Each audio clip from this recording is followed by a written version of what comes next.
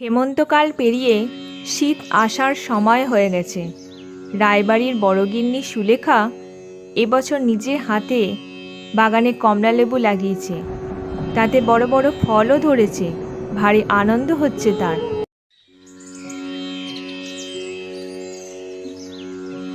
এই যে মানুষটিকে দেখছেন, ইনি হলো সুলেখার শাশুড়ি। বলি, গাছে ফল ধরিয়ে কি হবে? 10 বছর হয়ে গেছে, এই পরিবারকে তো এখনো একটা সন্তান দিতে পারোনি। আর এগুলো ফল ধরিয়ে নাটক করতে হবে না। বিমল অফিসে যাবে, রান্নাবান্না কি আজকে হবে না নাকি? হ্যাঁ হ্যাঁ মা, আমি সব করে দেবো। এই তো সবে সকাল হলো, তাই ভাবলাম গাছগুলোতে একটু জল দিয়ে দিই। থাক থাক, তোমাকে আর গাছে ফল ধরাতে হবে না। অপয়া অলক্ষণে মেয়ে একটা। যাও, এখন রান্নাঘরের কাজ করোগে, যাও। সুলেখা চুপ করে যায়।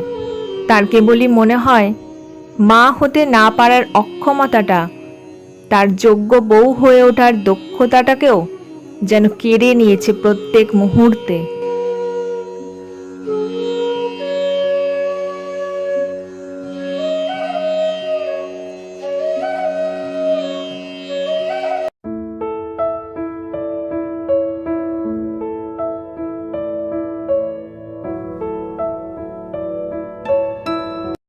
বাহ বাহ, রান্নাটা তো দারুণ হয়েছে আজকে, দারুণ। দেখ বিমল, তোর ওই অপয়া অলক্ষণে বউটার প্রশংসা আমার সামনে করবি না। সমস্ত আত্মীয় স্বজন, পাড়া প্রতিবেশীরা পর্যন্ত ছিছি করে। কি কুক্ষণে যে বউ করে এনেছিলাম ভগবানই জানে।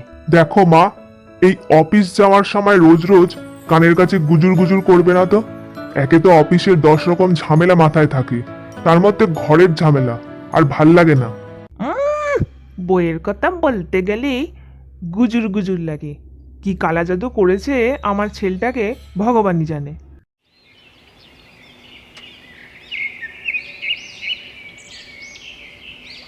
যে গাছে ফল ধরে না সেই গাছকে সবাই যেন আবর্জনার মতোই দেখে। সুলেখার জীবনটাও তাই ছিল। বিমল অফিসে চলে গেলে তার শাশুড়ি সুলেখাকে দিয়ে সব কাজ করাতো, কারণ সে ছিল নিঃসন্তান। তাই সংসারে তার নিজস্ব কোনো জোরই ছিল না। তা বৌমা, খবরটা নিশ্চয়ই শুনেছ, পাশের বাড়ির ফুলটুসির বিয়ে। ফুলটুসির মা এসছিল কালকে। তা বলল 5 জন এও লাগবে।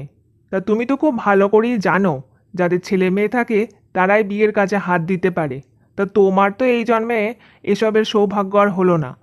তাই আমার ছোট ছেলে অমল আর তার বউ মিনতিকে ডেকে পাঠিয়েছি। তারা কাল সকালেই আসছে। তাই বুঝি? আমার খুব আনন্দ হচ্ছে। কাল মিনতির মেয়ে শুভাকে আমি প্রথমবার দেখব। হ্যাঁ হ্যাঁ, তা তো হবেই। হুম, মায়ের থেকে মাসির দরদ বেশি। আর এই শোনো বৌমা, আমার ছোট ছেলের বউ মিনতি ওই এত লোকে রান্নাবান্না করতে পারবে না। তাই তারা যতদিন থাকবে সব রান্নাবান্না তুমিই করবে। তার একটা ছোট মেয়ে আছে কি না, তাই সংসারের অত কাজের দায়িত্ব আমি তাকে দেব না। শেষ কথাটা সুলেখার বুকে তীরের মতো বিঁধল।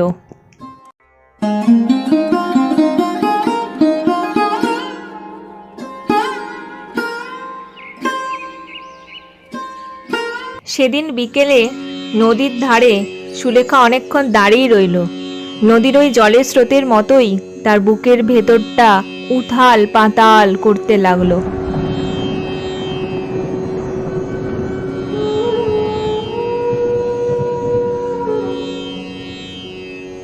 হে ভগবান, মাতৃত্ব থেকে আমাকে বঞ্চিত করে কি সুখ পেলে ঠাকুর। এ জীবনে মা হবার দুঃখটুকু অনেক পেলাম, কিন্তু মা হবার আনন্দটুকু না পাওয়াই রয়ে গেল চিরদিনের মতো।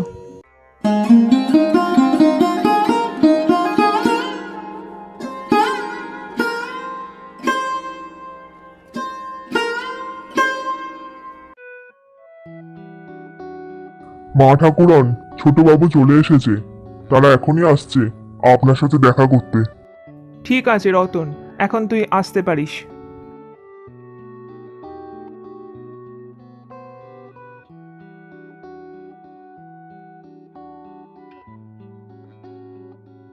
সুলেখার ছেলে মেয়ে ছিল না, তাই শাশুড়ি মতো মিনতিও সুলেখাকে নিচু নজরে দেখত।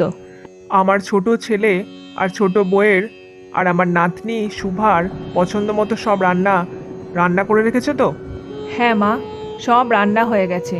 খাসির মাংস, মাছের মাথা দিয়ে মুগ ডাল, পটল ভাজা, চাটনি, তরকারি, কাতলা মাছের ঝোল সমস্ত রান্না করেছি। ঠিক আছে, এখন তুমি আসতে পারো, যাও। এরপর তার ছোট ছেলে, ছেলের বউ আর তার নাতনি শুভা এসে হাজির হয়। আর বলবেন না মা, ঘাটের কাছে নৌকা পেতে পেতেই অনেক দেরি হয়ে গেল। শেষমেশ একটা নৌকা পেলাম, তারপর এলাম। তা আপনি ভাগ্যিস রতনকে পাঠিয়ে দিয়েছিলেন, অনেকগুলো ব্যাগ হয়েছিল, অত কি আর আমরা টানতে পারি নাকি? আহা বৌমা, তুমি হলে আমার লক্ষ্মী বৌমা। তুমি আমার বংশের প্রদীপ ধরিয়েছ, তোমাকে কি আর আমি কষ্ট দিতে পারি গো? ঠিক আছে মা, আমি এখন একটু ঘুমিয়ে নিই, না হলে ওই বিয়ে বাড়িতে ওই চোখের তলায় কালি নিয়ে যেতে হবে।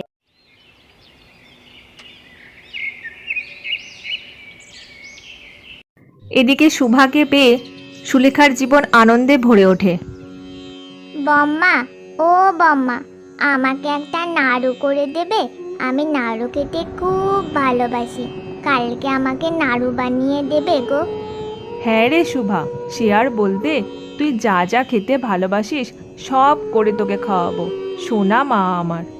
ও বম্মা, বম্মা, কাল যখন তুমি নাড়ু বানাবে না, আমি তোমার সাথে ওইখানেই বসে থাকবো, কেমন? ঠিক আছে শুভা, তাই হবে। তোকে ছেড়েও যে আমার থাকতে ভালো লাগছে না রে।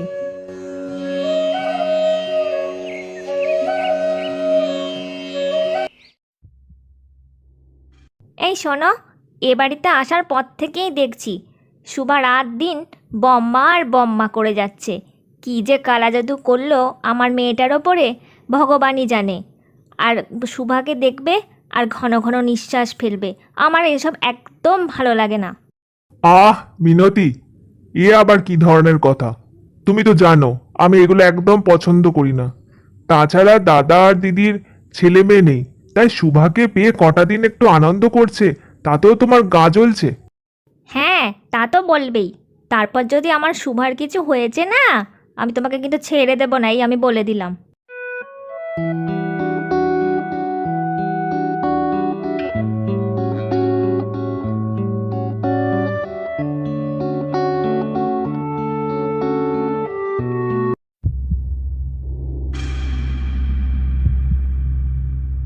তা বৌমা, ফুলটুসির মা এসছিল, বিয়ে কি না, তা তোমাকে এখনই যেতে বললো।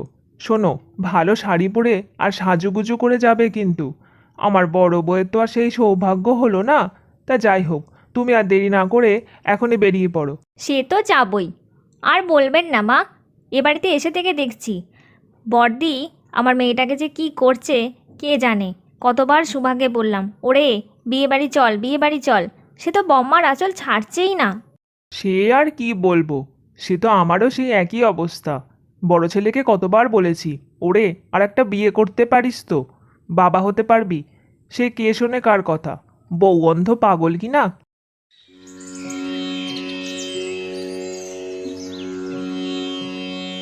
এই দেখ শুভা, তোর পছন্দের লাড্ডু বানিয়েছি, নে এবার খেয়ে নে।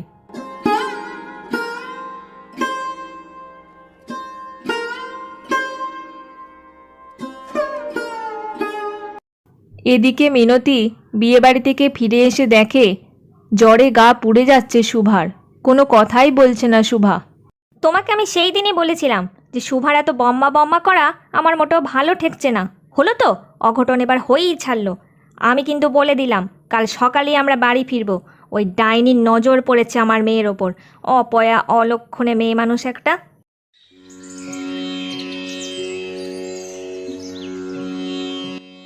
হে ভগবান, আমার কোল শূন্যই ছিল। শুভাকে পেয়ে আমার কোলটা ক্ষণিকের জন্য ভরেছিল, আজ সেই শূন্য কোল আবার শূন্যই করে দিলে ঠাকুর, শূন্যই করে দিলে।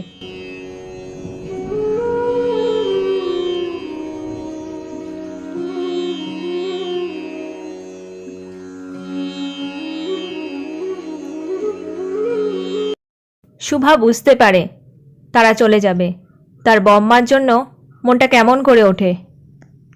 সাবধানে যেও বৌমা, কি আর বলবো, ভাবলাম তুমি কটা দিন একটু আনন্দ করবে বিয়ে বাড়িতে।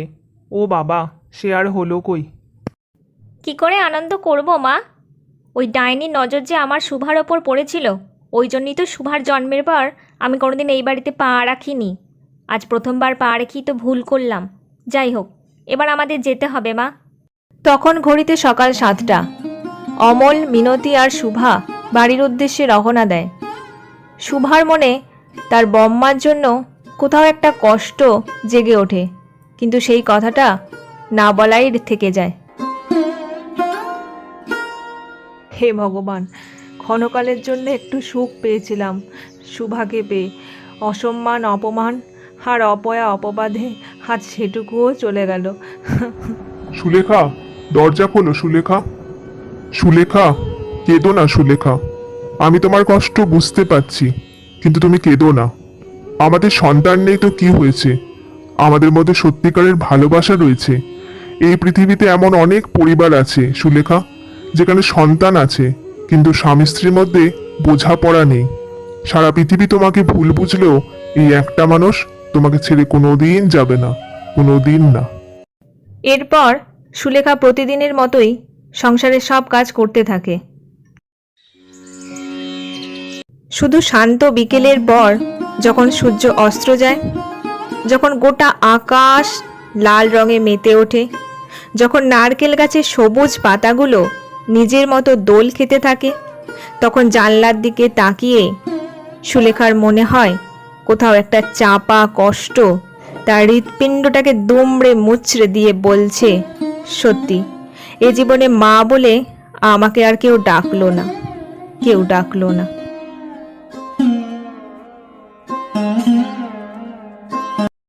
দেখ বাবা, তোর এবার একটা বিয়ে দিয়ে আমি একটু নিশ্চিন্ত হতে চাই। সংসারের এত কাজ আমি আর একা হাতে টানতে পারছি না রে। তোমার কি সেই এক কথা? বলি, বিয়ে ছাড়া কি আর কোনো কথা নেই নাকি তোমার? দেখছো তো সংসারের এই অবস্থা। আমার বন্ধু বান্ধবরা সব কোথায় চলে গেল, আর আমি এতদূর পড়াশোনা করেও মাঠের কাজ করছি। লজ্জা লজ্জা। দেখ বাবা, ভগবানের আশীর্বাদে আমাদের খাওয়া পড়া ঠিকই জুটে যাচ্ছে। তুই এবার বিয়েটা করে নে মহিম। টাকা টাকা টাকা ছাড়া দুনিয়া ফাঁকা। ওসব বিয়ে থা আমি এখন করছি না। আগে আমি বড় জায়গায় পৌঁছাবো, তারপর ভাববো।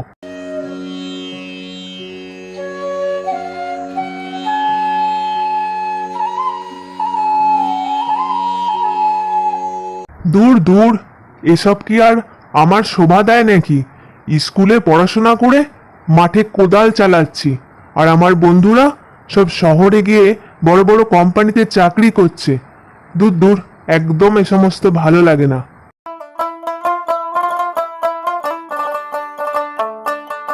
অবশেষে কদিন পর সরলা নামে এক মেয়ের সাথে মহিমের বিয়ে দিয়ে দেয় মহিমের মা।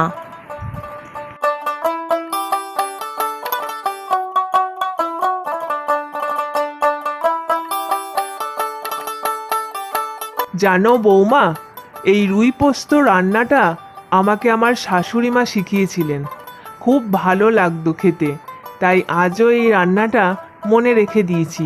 তাই বুঝি মা, তোমার মতো শাশুড়ি মা পেয়েও আমি খুব খুশি মা। তোমার মতো বৌমা পেয়েও আমি খুব খুশি। তা সরলা, আমার রান্না হয়ে গেলে তুমি মাংসটা শুধু রেঁধে দিও, তাহলেই হবে।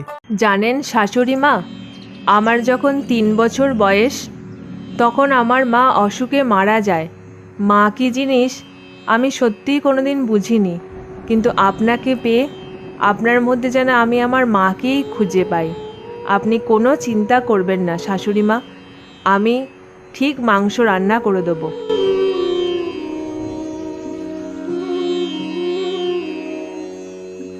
বাহ বৌমা, রান্নার তো খুব সুন্দর গন্ধ বেরিয়েছে, খুব সুন্দর। মহিম আমার খেয়ে খুব খুশি হবে আজকে। জানেন মা, যে রান্না করে তার রান্না খেয়ে যখন সবাই প্রশংসা করে, তখন তার মনটা এমনিই ভরে যায়। আপনার আর আমার স্বামীর যদি খেয়ে ভালো লাগে, আমি সত্যিই খুব খুশি হব মা।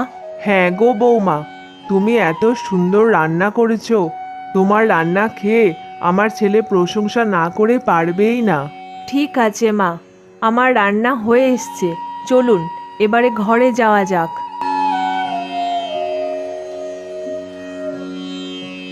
চাষের কাজ সেরে দুপুরবেলায় মহিম ঘরে এসে খেতে বসে। তার মা এবং বউ যা যা রান্না করে সবই তাকে খেতে দেয়।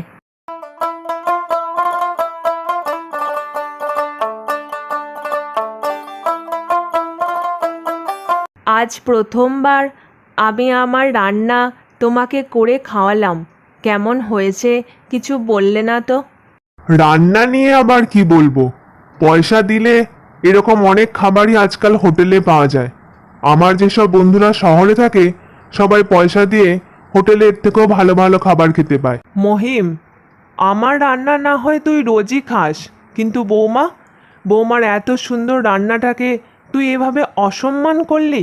ওহ, আগে তো তোমার প্যান প্যানানি শুনতাম, এখন শাশুড়ি বৌমা দুজনে মিলে কানের কাছে প্যান প্যান শুরু করেছে।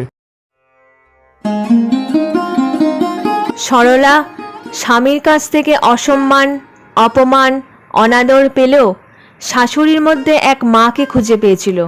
সে তার মনের কথা, প্রাণের কথা সব কিছু শাশুড়ির সাথে খুলে বলতো।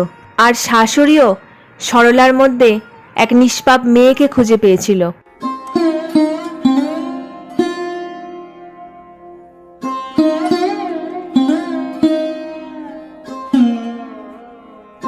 দেখো সরলা, একটা কথা তোমাকে পরিষ্কার বলে দিচ্ছি, আমি একজন লেখাপড়া জানা শিক্ষিত ছেলে। হ্যাঁ, আমি এখন চাষবাস করে খেতে হয় সেটা আলাদা কথা, কিন্তু আমার যোগ্যতা আছে শহরে ভালো জায়গায় চাকরি করার। তুমি একজন অশিক্ষিত গ্রাম্য মেয়ে, তোমার সাথে আমার বনিবনা কোনোদিনই সম্ভব না, তাই সে চেষ্টাও কোনোদিন করো না। সংসারে আছো, খেতে পড়তে পারছ, ব্যাস এটুকুকেই সৌভাগ্য মনে করো।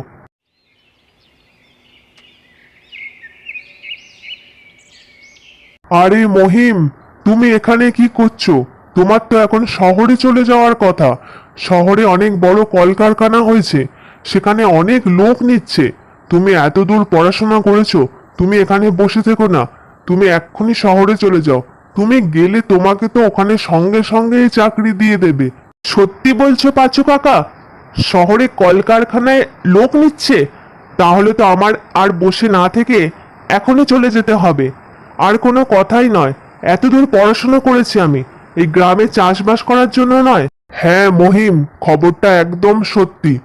যে কজন ছেলে তোমার মতো স্কুলে পড়াশোনা করেছে সবাই শহরে চলে গেছে, তাই আর দেরি না করে তুমিও চলে যাও। সরলা, আমি শহরে যাচ্ছি, আমাকে আজই যেতে হবে। শহরে কলকারখানায় অনেক লোক নিচ্ছে, আমি অনেক দূর লেখাপড়া করেছি, কাজেই আমি যদি ওখানে যাই আমার এখনই চাকরিটা হয়ে যাবে। তুমি আমার মায়ের খেয়াল রেখো। তুমি শহরে চলে গেলে আমাকে আর মাকে তো একাই থাকতে হবে। আর আমাদের জমি জায়গাগুলো, ওই জমি জায়গাগুলোর কি হবে? রাখো তো তোমার জমি জায়গা, ওই জমি জায়গা থেকে 2 পয়সা এসে আমাকে কি রাজা বানিয়ে দেবে নাকি? তার থেকে শহরের চাকরি পেলে আমার জীবনটাই পাল্টে যাবে। আর তুমি তো ছোটখাটো মেয়ে নাও, যথেষ্ট বয়স তোমার, আমার মাকে দিব্যি দেখাশোনা করতে পারবে। ঠিক আছে, তুমি যখন শহরে গিয়ে নিজের উন্নতি করতে চাও তবে তাই হবে। আমি তোমার মায়ের সব খেয়াল রাখব।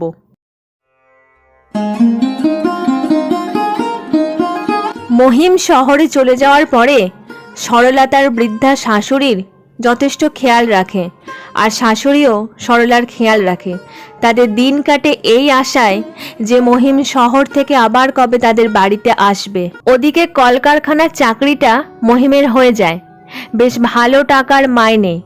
আর কিছুদিনের মধ্যেই মহিম একটা ভালো বাড়িও কিনে নেয় এবং সেখানে সুখে শান্তিতে বসবাস করতে শুরু করে দেয়।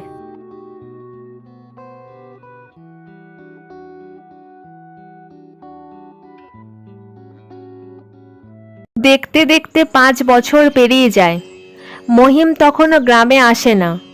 এসে পৌঁছায় মহিমের একখানা চিঠি। মা, বলুন না মা, চিঠিতে কি লিখে পাঠিয়েছে আপনার ছেলে? আমি তো পড়তে পারি না, আপনি পড়ে বলুন না মা। তোমার কপালটা যে পুড়ে গেছে বৌমা, আমি যে কোন মুখে তোমাকে সেই সত্যিটা বলি। হায় ভগবান। মা, তাড়াতাড়ি বলুন না, আমার কথা জিজ্ঞেস করেছে বুঝি? আসবে বুঝি? কি হয়েছে বলুন না মা, তাড়াতাড়ি বলুন না, চিঠিতে কি লিখেছে? আমি তোমাকে কি করে বলবো বৌমা, আসলে আমার ছেলে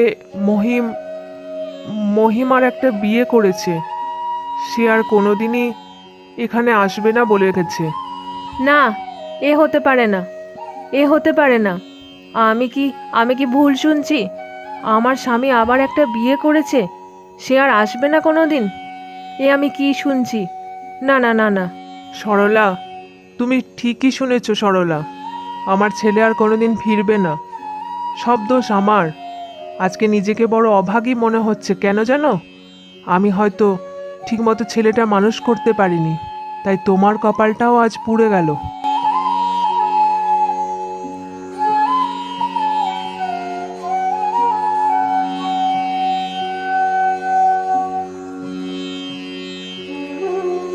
ছেলের এই ব্যবহার সহ্য করতে না পেরে সরলার শাশুড়ি অসুস্থ হয়ে পড়েছিল।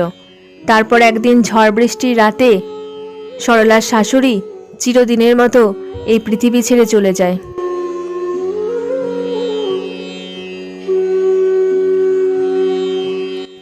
স্বামী কি জিনিস সরলা তা বোঝেনি, কিন্তু মা কি জিনিস শাশুড়িকে পেয়ে সরলা তা বুঝেছিল। কিন্তু শাশুড়ির মৃত্যুর পর সরলা একদম একা হয়ে যায়।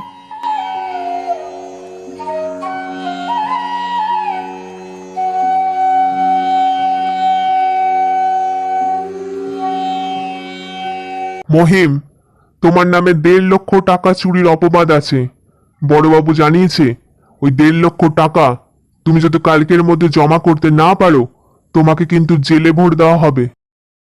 আমি তো কিছুই বুঝতে পারছি না, আমি কি করে টাকা চুরি করব? আমি তো কোনো টাকা চুরিই করিনি। তাছাড়া 1.5 লক্ষ টাকা আমি এখন কিভাবে এনে দেব? তুমি কিভাবে এনে দেবে সেটা তো আমার জানার বিষয় নয়। তুমি 1.5 লক্ষ টাকা সরিয়েছো, বড়বাবু সেটা জানিয়েছে। 1.5 লক্ষ টাকা যদি কালকের মধ্যে জমা দিতে না পারো, তাহলে তোমার জেলই হবে। মহিম তার দ্বিতীয় স্ত্রী আদুরিকে তার বিপদের কথা খুলে বলে। হা হা, মরে যাই। তুমি কোথায় কি সব টাকার হিসাবের গোলমাল করবে আর আমার কাছে এসে এখন পয়সা চাইছো? ওসব হবে না। তোমার হিসাব তুমিই বুঝে নাও। তাতে যদি তোমার জেল হয় তাতে আমি কি করব? আদুরি, আমি তোমার কোনো কিছুরই অভাব রাখিনি। তোমাকে এত বড় বাড়ি দিয়েছি, এত কিছু দিয়েছি। আজকে আমার বিপদের দিনে তুমি আমাকে একটু সাহায্য করবে না? টাকার হিসাব মেটাতে না পারলে তুমি জেলে যাবে, তাতে আমার কি? হ্যাঁ, আমার কি? আমি এখানে দিব্যি রাজরানীর মতো বাস করব। পরের দিনও মহিম টাকা পয়সা জোগাড় করতে না পারলে মহিমের জেল হয়ে যায়। শহরের সেই বিলাসিতা, সেই বড় বাড়ি, ভালো খাওয়া দাওয়া, সব কিছু তার কপাল থেকে চিরদিনের মতো ঘুচে যায়। এক কথায় মোহভঙ্গ হয় মহিমের। এত দিনে তবে পথের কাঁটা সরল। এবার এই বাড়ি, টাকা পয়সা সব কিছু যা আছে সব এবার আমি একাই ভোগ করব। কি মজা! অন্যদিকে জেলে বন্দি হয়ে যাওয়ার পর মহিম তার নিজের ভুলগুলো একটার পর একটা বুঝতে পারে। জেলের ওই জানলা দিয়ে খোলা আকাশের দিকে তাকিয়ে মহিমের মনে পড়ে যায় তার শ্রীবাটি গ্রামের কথা। মনে পড়ে যায় সেখানে অনেক স্মৃতি জড়িয়ে ছিল। সেখানে সে চাষবাস করত। মনে পড়ে যায় তার সেই কুঁড়ে ঘরটার কথা, যেখানে টাকা কম ছিল কিন্তু অগাধ শান্তি ছিল। মনে পড়ে যায় তার মায়ের কথা, যেখানে মা তার জন্য অনেক চিন্তা করত। মনে পড়ে যায় তার প্রথম স্ত্রী সরলার কথা, তার সরল মনের কথা, যেটাকে সে চিনতে পারেনি সময় থাকতে। এভাবে দেখতে দেখতে 12 বছর কেটে যায়। মহিম জেল থেকে ছাড়া পেয়ে যায়। তারপর সে ফিরে যায় তার শ্রীবাটি গ্রামে। গ্রামে ফিরে গিয়ে সে বুঝতে পারে এই গ্রামই হচ্ছে তার ভিটে মাটি, তার মাতৃভূমি। তাই মাতৃভূমি কখনো বেইমানি করে না। সে দেখতে পায় তার প্রথম স্ত্রী সরলাকে। সরলা, আমাকে চিনতে পেরেছো? আমি সেই অপরাধী মহিম, একজন জেল ফেরত অপরাধী। তুমি এতদিন পরে? আমার বিশ্বাস ছিল তুমি একদিন ঠিক ফিরে আসবে। এ কী অবস্থা হয়েছে তোমার? এরপর মহিম স্ত্রীবাটি গ্রাম ছেড়ে চলে যাওয়ার পর তার জীবনের সমস্ত ঘটনা সরলাকে খুলে বলে। আর সরলাও স্ত্রীবাটি গ্রামে তার একাকিত্বের জীবনের কথা, সমস্ত দুঃখ কষ্টের কথা মহিমকে জানায়। সরলা, আমাকে ক্ষমা করে দিও। লোভে পড়ে আমি যে ভুল করেছি তার শাস্তি ভগবান আমায় দিয়েছে। আর কোনো ভুল নয়। এবার আমি তোমার সাথে সুখে শান্তিতে সংসার করতে চাই, জমিতে চাষ করতে চাই, এই ভিটে মাটিকে উপভোগ করতে চাই। আমি বুঝে গেছি সরলা, জমি কখনো প্রতারণা করে না। বেশ, অনেক হয়েছে, চলো এবার ঘরে চলো। আমি রান্না করে রেখেছি, যা করে রেখেছি তাই দুজনে মিলে ভাগ করে খাবো। এরপর সরলা আর মহিম সুখে শান্তিতে সংসার করতে থাকে।